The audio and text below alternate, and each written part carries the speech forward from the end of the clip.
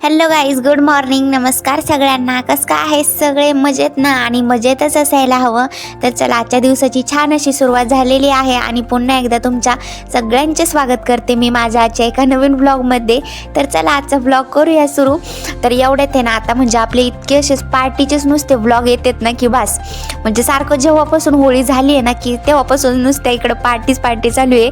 एक नाही तर एक सारख्या पार्टीचेच ब्लॉग येत आहे आपले सारखे. तर मागं एक होळीची सगळ्यात मोठी पार्टी झाली, त्यानंतर पण त्याच दिवशी रात्री दुसरी एक होळीची पार्टी होती. आणि आता ही पण आता मी पण रेडी होऊन आहे ना अजून पण एका पार्टीलाच चाललेली आहे. तर मस्त असं आहे ना, रेडी झाले होते मी. आणि चक्क असा माझा हा ड्रेस ना किती वर्षापूर्वीचा आहे, 1 ते 1.5 वर्षापूर्वीचा आहे फक्त. म्हणजे एवढा पण नाही, पण आहे, कारण की मी हा ड्रेस राजस्थानला घेतला होता. तर तो काही आज घातला होता मस्त असा. आणि केसांना तेल वगैरे काही लावलं नव्हतं, त्यामुळं मोकळे सोडले मस्त असे. आणि डेली म्हणजे मी आपला पफच पाडत असते, तर मस्त असा पफ वगैरे पाडला, केस मोकळे सोडले होते आणि छानपैकी कानात झुमके वगैरे घालून घेतले. आणि म्हटलं आता चला जाऊया पार्टीला. तर आज पार्टी होती म्हणजे आमच्या पुष्पा दीदीच्या घरी, तर तिकडे काही जायचं होतं. तर त्यासाठी रेडी झाले होते मी.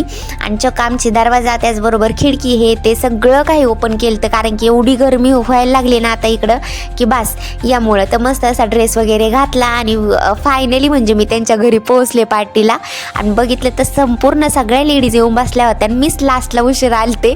तर खरं तर माणूस म्हणतं ना, म्हणजे दूरचे जे लांबचे माणसं लवकर येतात आणि जवळच्यांनाच टाईम होतो. ते काही झालं माझ्यासोबत, म्हणजे मीच उशिरा गेले एकटी आणि ते काही खूप लवकर येऊन बसल्या होत्या. तर तिच्या घरी आज म्हणजे थोडक्यात आपली टी पार्टी होती, कारण की भरपूर अशा आता इकडं तिला पण आता म्हणजे ती नुकतीच माझ्या 2 ते 4 महिने अगोदर इथं आलेली आहे. तर तिने पण असं म्हणजे घरी काय पार्टी वगैरे ठेवली नाही, काही नाही असं. तर आता सारखा मी तिकडं म्हणजे दुसऱ्या कॅम्पमध्ये पार्टीला जातो, तर तिकडच्या बायकांना सुद्धा मग फायनली इकडं बोलवलं होतं पार्टीला. तर खूप दिवसापासून चाललं होतं, तर तिने मग काही तिच्या घरी थोडंफार पार्टीचं अरेंजमेंट केलं होतं आज. तर छानपैकी तिचं पार्टीला मस्त असं एन्जॉय केलं सगळ्यांनी मिळून. आणि लेडीजचीच पार्टी होती फक्त अशी. आणि ही आमची पुष्पा दीदी, तर तिने मस्त असा गाऊन घातला होता, म्हणजे 1 पीस घातला होता, खूप छान दिसत होती ती पण. त्याचबरोबर सगळ्या बायका म्हणजे मराठी पण त्याचबरोबर हिंदी पण सगळ्या काही मिक्स. इकडं आलं का कुठंच काही नसतं, सगळ्या काही म्हणजे एकत्रच असतात. तर इथे काही त्यांची तयारी चालली होती, म्हणजे त्यांना आपलं थोडं स्नॅक्स वगैरे द्यायची, म्हणजे जे काही थोडक्यात तिने नाश्ता बनवला होता ना ते काही द्यायचं चाललं होतं. तर तेच काही एन्जॉय केलं मस्त असं तिथं पण. तर त्यात केले होते तिने पकोडे केलते, त्याचबरोबर आपली चणाची आणि मुगाच्या याची ना चटणी केली ती थोडक्यात. त्याचबरोबर हे लास्टला म्हणजे सगळ्यांनी मस्त असा चहा पिला, कारण की संध्याकाळच्या वेळी मस्त अशी गारगार हवा लागते ना, त्यामुळं चहा पिला सगळ्यांनी, एन्जॉय केला छान असा.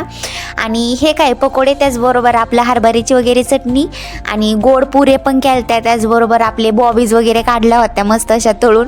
तर ते काही आणि चहा, असं थोडक्यात मस्त असा नाश्ता केला त्यांनी तयार. म्हणजे तर तिला म्हणजे मदतीला आहे ना आमच्या उज्ज्वला दिदी, त्याचबरोबर अजून पण एक ताई हिंदी ना, त्या काही आल्या होत्या मस्त अशा. दुपारपासून या तिघीजणींनी मिळून असा म्हणजे हे संपूर्ण असा नाश्ता तयार केला. तर हे काय आहे आमची पुष्पा दीदी. तर तिचा स्वभाव इतका छान आहे ना की बस, म्हणजे यांना सगळ्यांना बघून असं वाटतं म्हणजे दुसऱ्या एक मैत्रिणीच्या रूपात जशी एक बहीणच भेटतात ना, असा सगळ्यांचा स्वभाव खूप छान आहे. आणि सगळं काही एन्जॉय केलं, म्हणजे स्नॅक्स वगैरे नाश्ता काही तिने केला होता ना, तर तो काही. आणि तिचा रूम पण खूप छान आहे, म्हणजे आपल्यासारखाच आहे, पण बऱ्यापैकी चांगल्यापैकी म्हणजे तिच्या हस्बंडनी म्हणजे चांगला कवर केला आहे. म्हणजे खूप दिवस ते आपल्यापासून अगोदर आलेले आहेत ना, तर यामुळं. आणि हा काय आमचा लेडीजचा ग्रुप जो काही म्हणजे आज आला होता इथं पार्टीसाठी, तो संपूर्ण असा. आणि लास्टला ना सगळ्यांनी मिळून मस्त असा डान्स पण ठेवला होता, तर छानपैकी डान्स पण एन्जॉय केला. मस्त असा नागिन डान्स करत होते सगळं, म्हणजे सगळेजण मिळून. आणि त्याचबरोबर म्हणजे अजून पण खूप सारं एन्जॉय केलं सगळ्यांनी मिळून. म्हणजे सगळ्या दिदींना इकडं कसं आलं ना, मन मोकळ्यापणाने सगळे काही नाचतात, त्याचबरोबर जे आपल्या अंगात गुण असतात ना ते पण दाखवतात. कारण की घरी असल्याने या गोष्टी खरंच एवढ्या ओपनली काय आपण मांडत नाहीत सगळ्यांसमोर, कारण की मोठ्याल्या माणसं असतात. त्याचबरोबर प्रत्येकाच्या घरच्यांना म्हणजे घरच्यांची एवढी फ्रीडम पण नसती.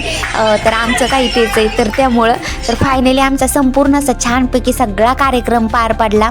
त्यांना टाटा बाय बाय केलं सगळ्यांना मिळून आणि मी एकदाची घरी पोहोचले. खूप उशीर झालता. त्याचबरोबर आज माझं काही डोकं पण थोडंफार दुखत होतं तिथून आल्यापासून. तर म्हटलं चला आता फ्रेश होऊया. चांगली फ्रेश झाले, कपडे बदलले आणि कुठून पण आलं ना मी डायरेक्ट सिम्पल असं टी शर्ट घालत असते डायरेक्ट मस्त अशी.